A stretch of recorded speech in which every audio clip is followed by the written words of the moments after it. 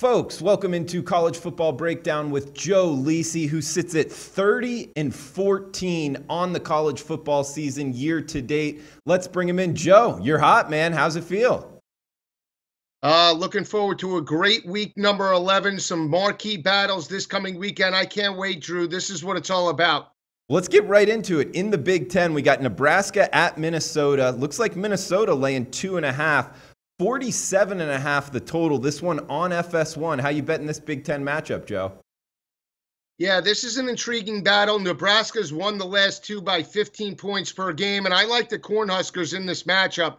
Nebraska last week lost a tough ball game at home to Northwestern, losing that game in overtime 31-24. But I was still impressed with the offensive output by the Cornhuskers in that matchup. They were able to rush for 112 rushing yards in that ball game against the Northwestern front seven that entered that matchup over the last 6 games, holding opposing offenses to 94.8 rushing yards per game. If you look at Nebraska's last 4 games against Wisconsin, Purdue, Ohio State, and Northwestern, who are combined 22-5 overall, or an 814 winning percentage, Nebraska's been able to pass the football through the air. They're averaging 319 passing yards per game, 7 touchdowns, 5 interceptions. You look at their quarterback, Tanner Lee. He's completing 56% of his passes, 2,365 yards, 17 touchdowns, 13 interceptions. I think he could attack a beat-up Minnesota defense on the road, and I think Nebraska gets a convincing victory, 30-20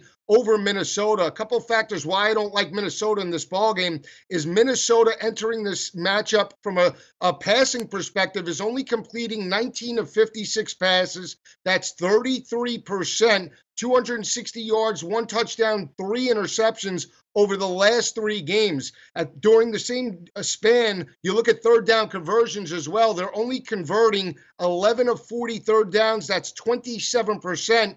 You look at the last 2 games by Nebraska, holding opposing offenses to 4 of 24 of third down conversions. That's 16%. And you look at the front seven of Minnesota. Last week, they allowed 371 rushing yards to Michigan. They had back-to-back games against Iowa and Michigan. This is another blue-collar team in Nebraska. I think the Cornhuskers get a convincing 10-point victory on the road Saturday afternoon.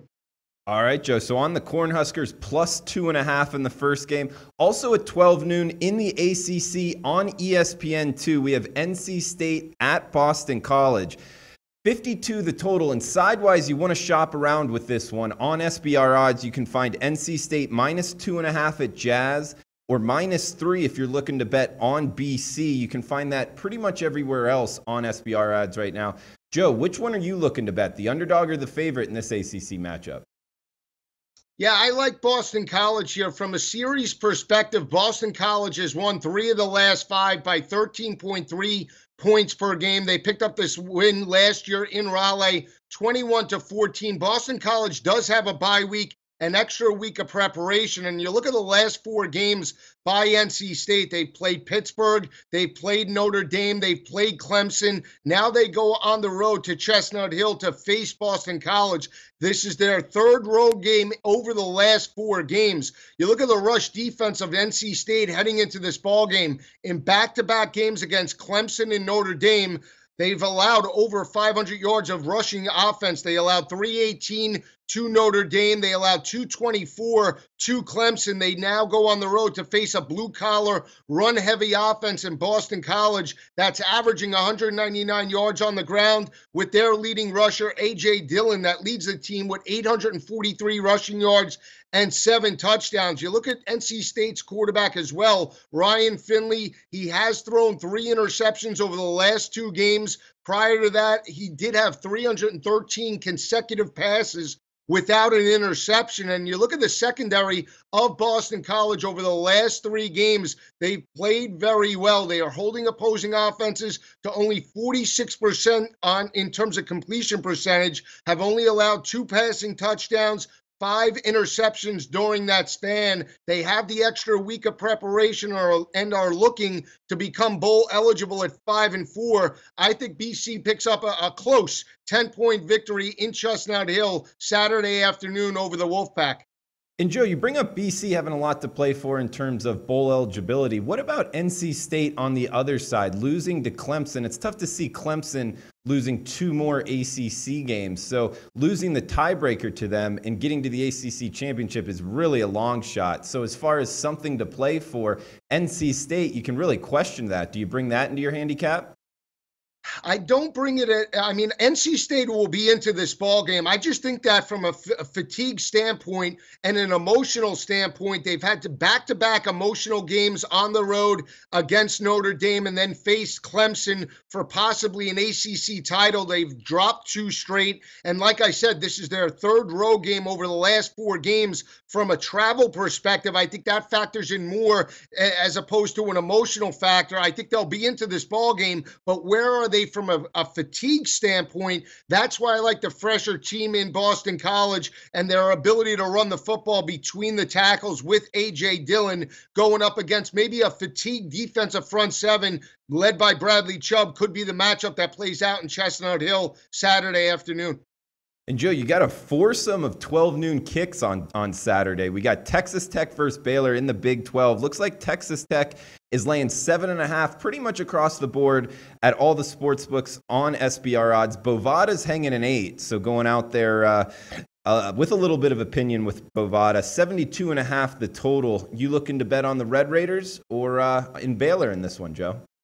Yeah, I like the underdog here. Since 2011, Baylor has won 5 of the last 6 over Texas Tech by 18 points per game. That was with their former head coach, Art Briles. Texas Tech did get the victory last year, 54-35. But I think a couple of factors why I like Baylor in this matchup. Let's look at Texas Tech. Over the last 3.5 years under Cliff Kingsbury, this team is 10-23 in Big 12 play. That is really 303 in terms of winning percentage. They've lost 4 straight games. They sit at 1-5 in terms of the Big 12 conference standings. And you look at their third down defense over the last 3 games, they've allowed 21 of 40 third down conversions. That's 52%.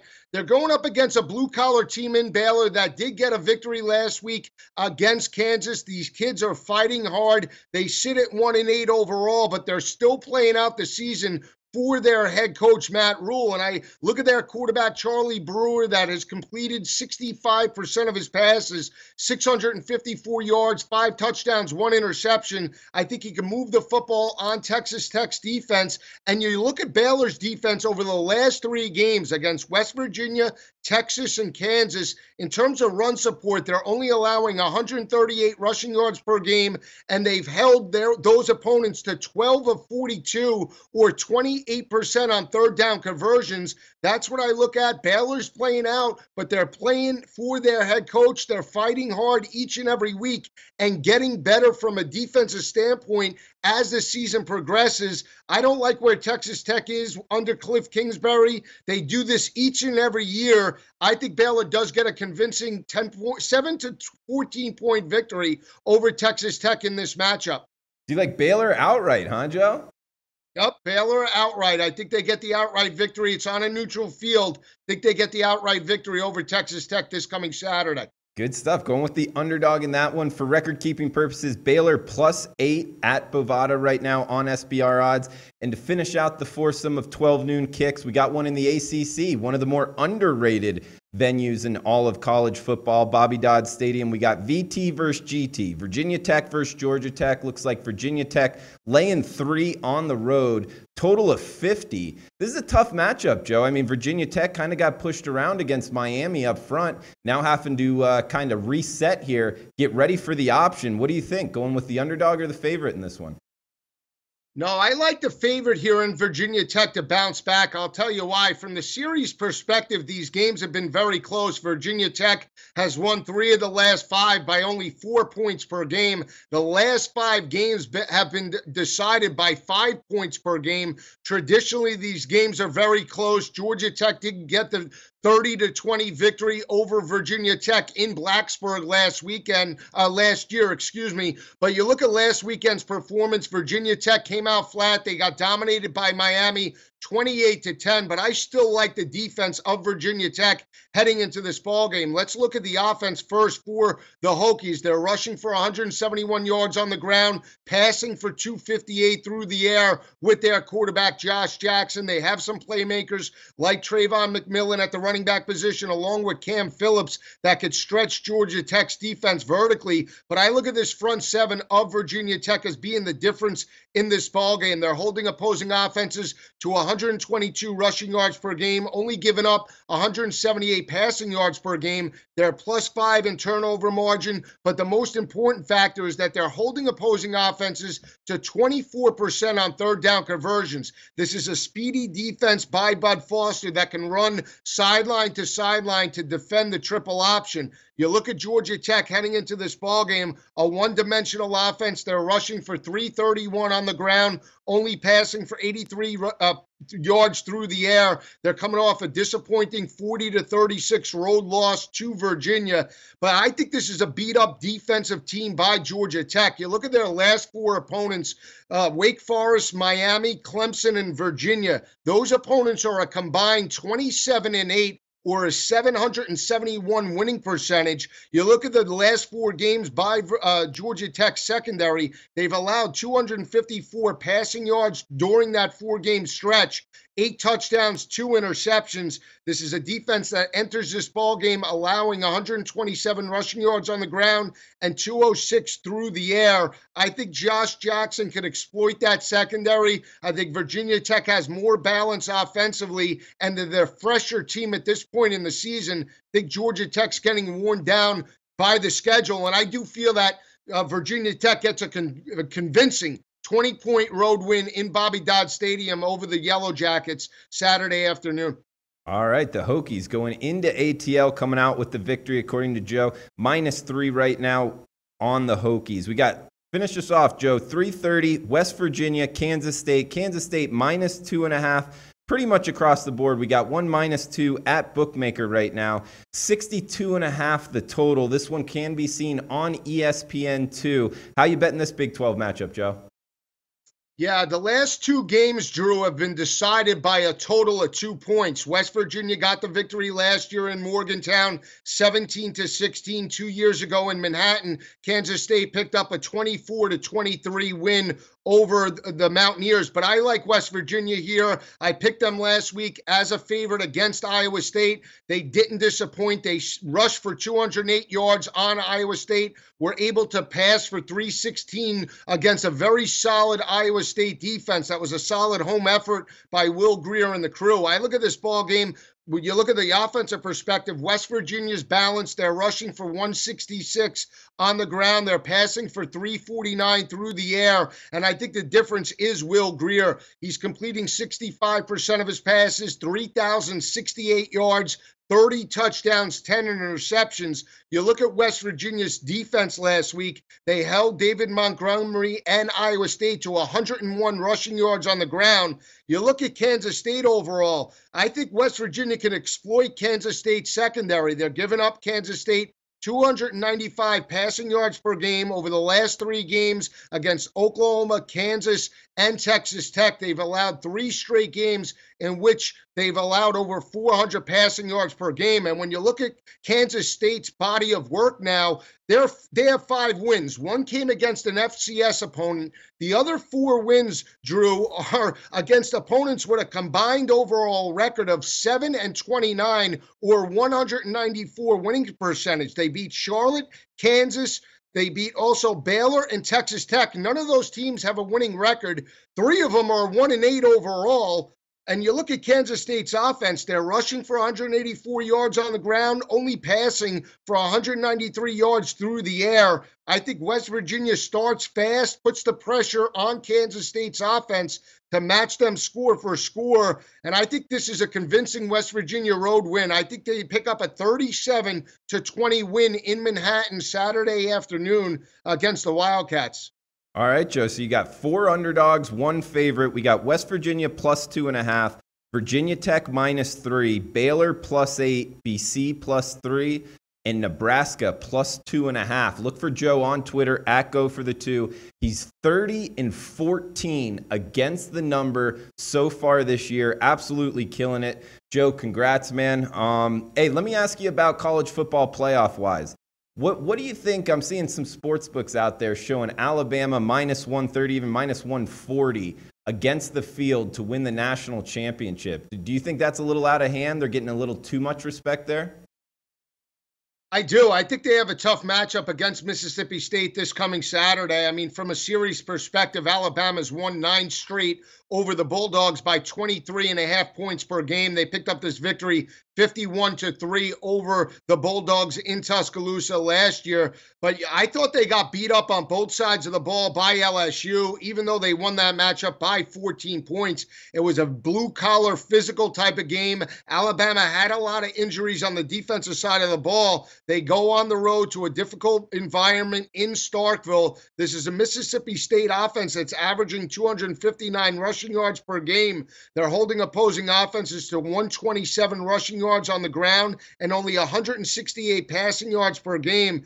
Alabama could be in a dogfight on the road in Starkville. They might get through this game, but they still have to face a road game against Auburn, and then they face an SEC championship possibly against Georgia. I mean, this is not going to be an easy game overall or an easy run for Alabama. I would not bet Alabama as a minus 130. I think the field could catch them, especially what we've seen last year at this point in the season. Keep in mind, this was the weekend last year that 3 of the top 4 teams did get knocked off. One of those was Clemson against Pittsburgh. The other was Michigan against Iowa. This is not going to be an easy weekend for the top 5 teams by any stretch. So we'll see how it plays out, but I would not take Alabama as a favorite to win the national championship at this point in the season, especially after last week's victory over LSU.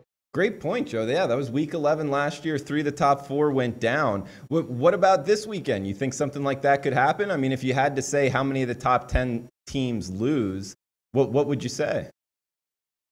Well, I think the SEC's oldest rivalry between Georgia and Auburn is a game you have to keep an eye out on. Even though Georgia's dominated the series over the last 6 games, Georgia's won 5 of the last 6 by 23 points per game. But we know crazy things happen on the plains in Auburn. You can look at the last few games between the Bulldogs and the Tigers. I mean, Georgia picked up this victory last year in Athens, 13-9. A lot of pressure on this Bulldog team. I still think they prevail, but it's not going to be an easy environment, Drew. You're a former Tiger. You can attest to that. It's going to be a crazy atmosphere in Jordan-Hare. The one thing I think when you look at Georgia overall, they've only had one game where they failed to rush for over 200 yards. It did come in the road win against Notre Dame, where they pounded the rock for 185 yards on the ground. Over the last couple of weeks, Georgia does have 7 total sacks. I think that could factor into this ball game, along with the fact that Auburn's rush defense over the last 3 games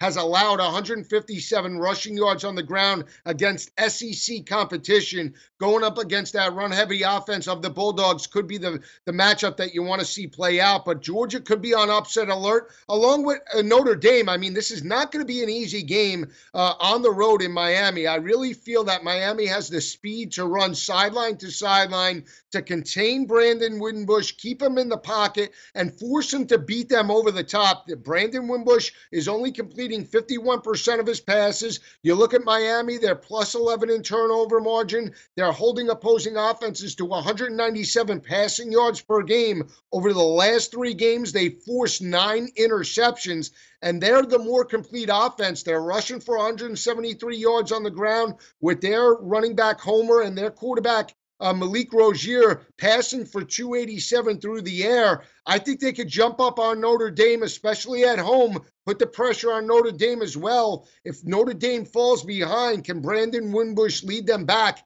That'll be the matchup that you want to see play out. So I would put Georgia and Notre Dame and even throw Alabama on upset alert. I think the one team that's safe out of the top 5 is Oklahoma. Feel that they get a convincing home victory over TCU.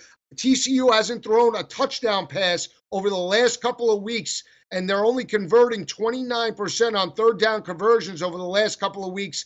Going up against Baker Mayfield, that's averaging 395 passing yards per game, playing on the road in Norman. I think that's the difference. Oklahoma gets a double-digit win over TCU. But those top three teams are on upset alert this weekend. All right, Joe. Great breakdown, man. Just, the listeners can see it, man. You obviously know your stuff. 30-14 on the year against the number. Look for him on Twitter at @GoForThe2. Joe, thanks for joining the show, and we'll talk to you next week, bud. Hey guys, thanks for tuning in to our channel. Now, we've put a lot of work into producing all these free videos, so please help us out and keep all our content free for you forever by simply liking, sharing, commenting, and subscribing. Now, not to mention, a visit to our industry-leading website will warm the hearts of all our SBR employees, especially myself. Now, the links are over there to the left, so do check those out. Thanks for watching.